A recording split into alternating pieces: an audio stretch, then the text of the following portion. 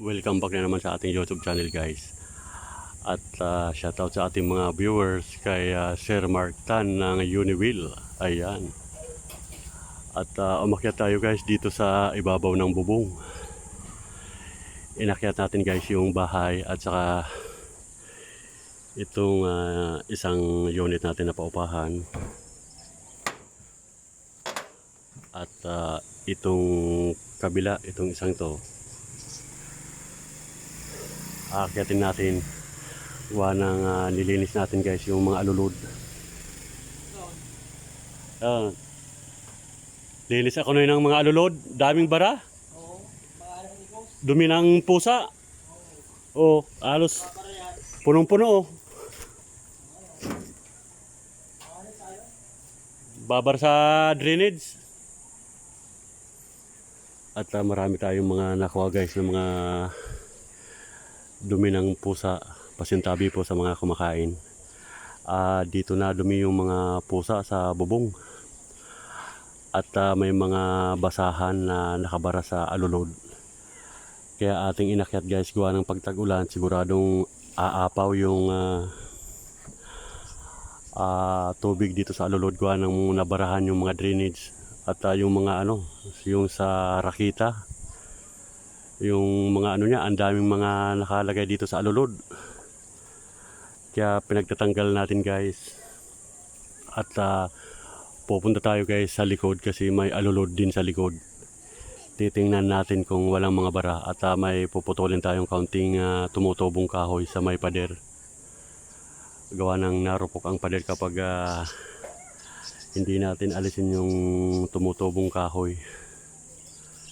Ayan, at liliban tayo, guys, sa kabila. At pag matapos natin tong kabilang to, lilipat naman tayo dito sa isa nating unit na paupahan. Ayan, para tingnan natin gawa na may tumutulo daw.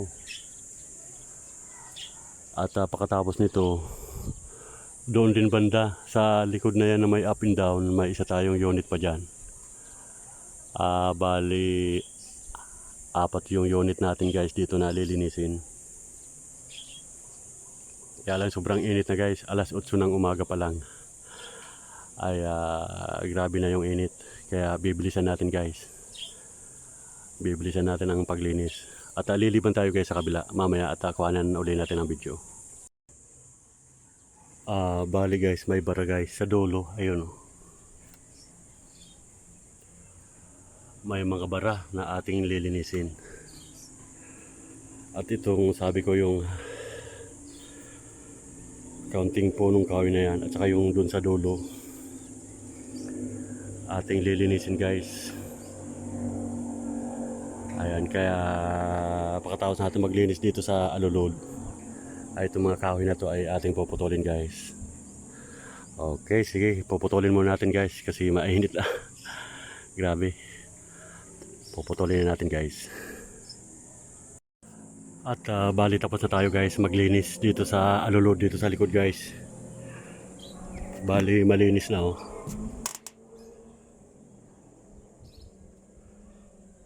At doon sa kabila, naalis ko na rin yung mga tumubong mga kahoy dito sa isa nating paupahan.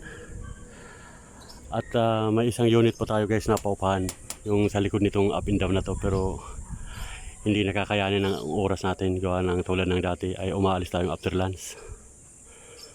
Ay, grabing init, guys.